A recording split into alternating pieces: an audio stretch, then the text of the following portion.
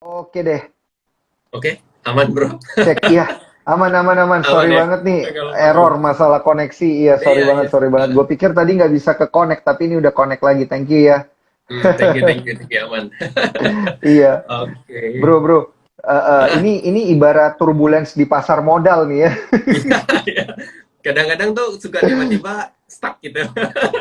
Iya, kadang-kadang suka tiba-tiba stuck, terus kadang-kadang suka tiba-tiba error gitu, tapi yang penting portofolio para cuan troopers nih Aman. nggak error. Iya. Oke, oke. Tadi kita ngobrol tentang mindful trader gitu, Bro. Kita coba Iya, bahas kembali. Kan tadi lu bilang kalau kita pengen jadi mindful trader itu berarti kita bertransaksi sesuai dengan karakter kita sendiri. Gitu ya, Bro ya. iya. Dan yang Nah, itu satu. mm-mm, Kemudian kedua itu sebenarnya pertama tuh kita harus tahu tujuan kita apa. Kemudian ini yang mm-mm, paling menurut gue tuh yang paling berpengaruh bro, karena apa yang membuat kita gagal itu hal pertama itu ketika kita masuk ke pasar modal itu adalah kita ini pengen cepet kaya dari pasar modal.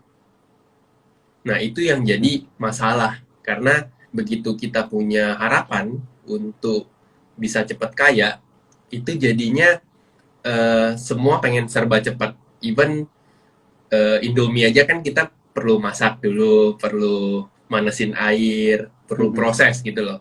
Nah, tapi menurut gua Betul. itu yang paling penting sih. Yang pertama itu karena mindset pengen cepet kaya, pengennya cepet-cepet bisa menghasilkan duit banyak dari saham, dari pasar modal. Nah, itu yang salah sih menurut gua.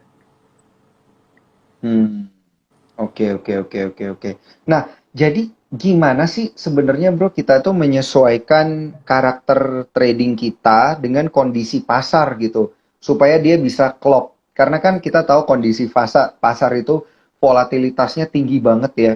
Bisa Hmm. naik berapa persen, turun berapa persen gitu. Nah, ini kadang tuh nggak sesuai dengan karakter gua yang pengen hidup tenang, damai, bahagia gitu, Bro. Iya, iya, iya, iya, Gimana, iya. gimana? Kalau Gimana sebenarnya ini, Bro? mungkin mungkin awalnya Iya. gini, awalnya Gimana, gimana? kita nentapin dulu. Jangan Mm-mm. berekspektasi tinggi, apalagi kita baru Mhm, gitu.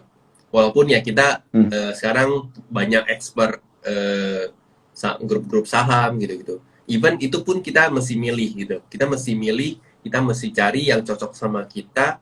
Jadi benar-benar proses 1 tahun, 2 tahun pertama itu kita nikmati prosesnya, kita belajar terus gitu. Jangan berpikir bahwasannya oke setahun ini gue udah bisa cuan. Lupakanlah tahun 2020 di mana tahun itu kita anggap spesial lah karena banyak dari kita itu merasakan betapa gampangnya nyari cuan di pasar modal di tahun 2020. Setelah crash, setelah lewat Maret masuk April itu kan udah jauh lebih enak gitu. Apalagi kalau mhm, teman-teman yang baru join ke pasar modal tahun 2020 April ke atas itu pasti yang namanya mhm. cuan gampang banget gitu. Nah, itu lupain. Jangan selalu berharap market akan seperti itu karena itu kita anggap sebagai kejadian khusus lah karena market sempat crash, kemudian dia rebound lagi dengan sangat cepat lah. Even kita salah pencet, salah buy aja itu bisa cuan gitu saham yang kita beli. Nah, itu dihapus dulu. Nah, yang pertama ya kita belajar. Paling penting itu belajar. Sekarang media segala macam ada. Skor sekuritas setiap minggu pasti ada live IG, ada S-Talk, ada TikTok gitu. Jadi Mhm. itu dimanfaatin belajarnya. Kita mau belajar fundamental segala macam sekarang di internet banyak, di YouTube banyak. Mau belajar technical segala macam ada gitu. Jadi kita belajar caranya gimana kok untuk kan banyak tuh cari dulu dasar-dasar belajar technical analysis itu seperti apa, kemudian fundamental analysis itu seperti apa. Jadi benar-benar kita step by step, baby step. Jangan baru bisa jalan udah mau terbang gitu. Itu yang menurut gue itu Iya, yang jadi betul, problem betul, betul. orang-orang gitu loh. Gitu. Jadi nikmatin nikmatin cuannya, nikmatin ruginya, nikmatin prosesnya. Dan ketika rugi, yang bikin kita bisa belajar dan lebih jago lagi itu adalah kita evaluasi. Oke, salah gue di mana? Oh, gue panik pas gue sell. Nah, panik pas gue sell itu kita evaluasi. Oke, di saat begini, karena kan itu udah nyangkut apa istilahnya, udah nyangkut psikologi kita gitu. Jadi selalu dievaluasi, selalu belajar untuk apa, membuat trading plan. Bolehlah kita dengar orang tiap hari, Sukor Sekuritas juga punya trading plan yang disediain setiap hari gitu. Terus kita hot community juga kadang gue share trading plan, share beberapa saham yang menarik yang mungkin bisa dipantau gitu. Nah itu belajar untuk bikin trading plan, sederhana aja. Bikin support resistannya di mana, kita latihan dulu. Yang penting kuncinya adalah kita menerima diri bahwasan oke, ini tahap gue lagi belajar. Kalau gue cuan itu bonus gitu. Jangan berpikir gue harus target gue harus cuan gitu. Itu menurut gue terlalu berat karena ada beban psikologi ini yang akhirnya bikin kita kacau gitu. Kan yang namanya trading itu ibaratkan balance. Jadi ini ada satu batang kayu, kita letakin bola di sini. Nah, gimana kita menjaga bola itu supaya nggak jatuh? Nah, itu yaitu dinamakan kita butuh ketenangan gitu. Makanya kita sebut sebagai mindful trader. Nah, itu yang paling penting. Jadi di proses di awal kita belajar dulu, ikutin. Kalau kalian ikut stock pick orang, ikut trading plan orang kalian belajar. Justru gue nyaranin kalian belajar. Kenapa orang itu bisa bikin trading plan seperti itu? Kita analisa ulang, kita tanya ke mentor kalian, kok analisanya begini? Boleh dijelasin nggak? Nah, dari situ kan kalian kita jadi belajar. Jadi nggak cuman fokus, oke, gue dapat trading plan nih, udah gue tinggal buy sell. Itu menurut gue buat sementara oke lah, kalian bisa cuan. Tapi kalau kalian benar-benar mau hidup dari trading, kalian nggak bisa selalu bergantung sama orang. Yang harus kalian lakukan adalah kalian bergantung sama diri kalian sendiri gitu. Jadi fokus membangun diri kalian, mempelajari, oke, gue kurangnya di mana? Oke, misalkan gue kurangnya ketika gue harus jual apa? Mengambil keuntungan itu juga satu problem kita juga, bro. Sometimes kan kita pasti ngerasa, aduh, kayaknya masih bisa naik nih. Terjadi negosiasi dalam diri. Padahal target yang kita tuju udah sampai gitu. Nah, itu juga jadi satu problem gitu. Nah, makanya dibutuhin yang namanya disiplin. Jadi sederhananya adalah kita bikin trading plan, kita disiplin, ikutin trading plan aja. Urusan saham itu naik lagi, melewati batas target profit kita, ya udah itu urusan lain. Tapi yang jelas kita harus biasain disiplin diri dulu, gitu bro.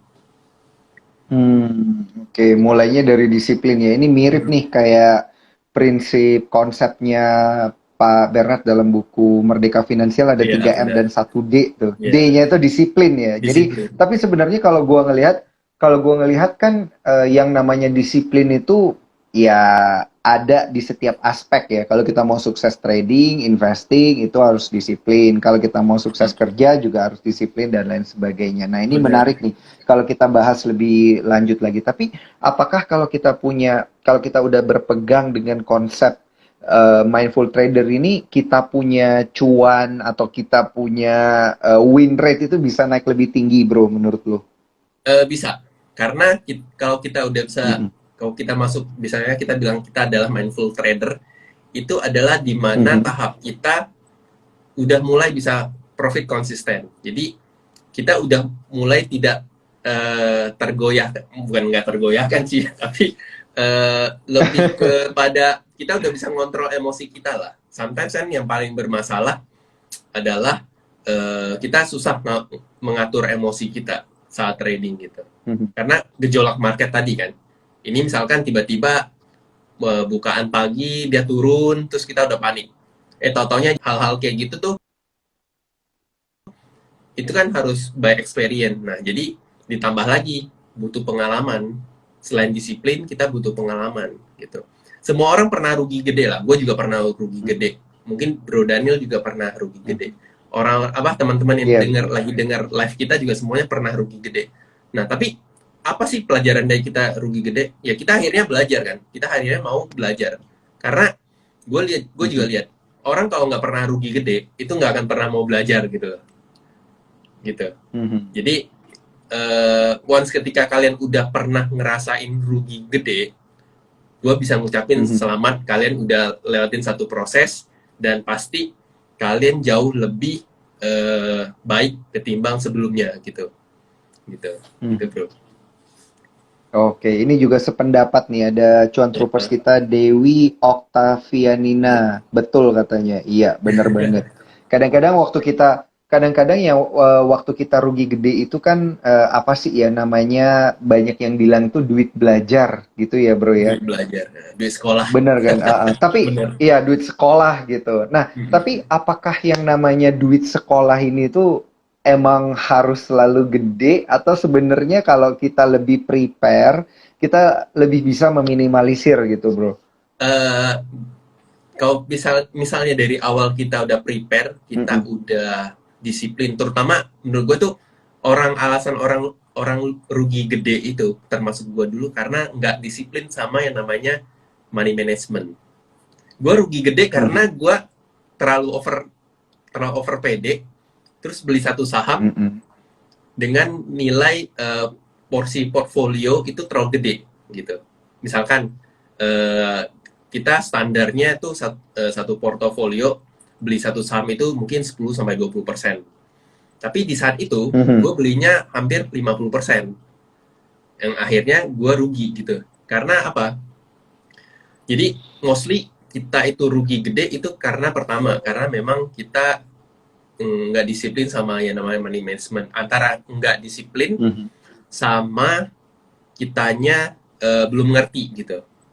Tapi kalau misalkan tadi Bro Mhm. Daniel bilang bisa nggak dihindari, bisa dari awal ya kalian hal-hal basicnya sebelum kalian belajar yang namanya fundamental, belajar yang namanya technical, yang harus kalian tanamin itu adalah money managementnya dulu. Jadi usahakan dari awal Mhm. tuh disiplin karena menurut gue gini bro, nggak tahu lu ngerasa apa enggak, tapi Mhm. once ketika kita udah membuat sebuah habit, terus kita mau berubah jadi disiplin itu rada agak susah.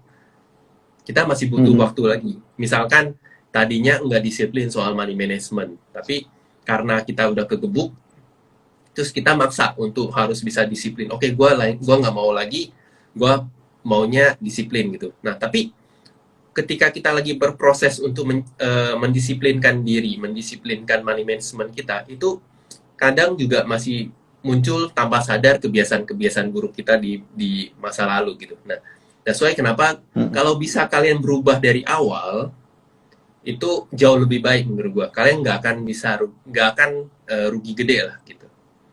Rugi pun Hmm. masih terukur lah. Misalkan 5-10%. Tapi kalau money management Mhm. pembelian kalian disiplin 10% dari portfolio atau mungkin 20% dari portfolio itu kalian disiplin, itu pasti Mhm. kerugiannya bakal terukur lah. Nggak kebablasan gitu bro. Oke, oke, oke. Intinya yang namanya loss ya wajar, tapi kan kita Wajar. bisa meminimalisir risikonya menjadi dengan menjadi lebih mindful gitu ya, atau Ya dengan benar. menjadi lebih sadar gitu ya, Sadar. ketika kita bertransaksi di pasar modal. Nah ini Benar. ada respon dari cuan troopers kita. Benar banget. Simplian satu, bener banget. Iya, yoi, bener banget. Ini yang jawab Ya, bener banget iya. kayaknya kayaknya udah udah pernah pernah loss ngalamin gede ya. juga nih kayaknya nih bro. Oke, gua pengen remind untuk para cuan troopers, jangan lupa untuk screenshot Instagram live kita pada malam hari ini, tag ke Skor Sekuritas, Hot Community underscore, tag ke Dan Wiguna, tag juga ke Hadi Arawan bisa ya, supaya bisa kita repost dan kalian bisa Ya. mendapatkan buku Merdeka Finansial dengan Investasi Saham karangan CEO Sukor Sekuritas Bernardus Wijaya yang di dalamnya itu berisi salah satu prinsip yang tadi udah Perjalanan. disebutin sama uh, uh, yang udah disebutin juga sama Bro Handi Arawan itu adalah disiplin ya, Yes. disiplin money management, ada mindset, ada method gitu ya. Nah, ini dari ada komen dari Dewi Oktavianina, rugi terukur, cuan juga terukur, nggak kaya-kaya. Loh, kalau misalnya cuannya terukur tapi konsisten bisa jadi kaya dong, bener nggak sih Iya, bro? benar. Apalagi nih, Atau kita mungkin atau mungkin ini sebenarnya kembali ke mindsetnya masing-masing cuan troopers kaya itu apa gitu. iya, iya benar. Ya, makanya kan dari kalau bisa ngomong nggak kaya-kaya berarti kan emang fokusnya itu adalah gue pengen cepet kaya gitu. Karena menurut gue gini, kalau trading, standarnya trading itu kan kita pasti membandingkan risk and reward. Jadi kalau risk and reward itu selalu eh, yang gue pakai itu 2 banding 1 lah, rewardnya 2, risknya 1.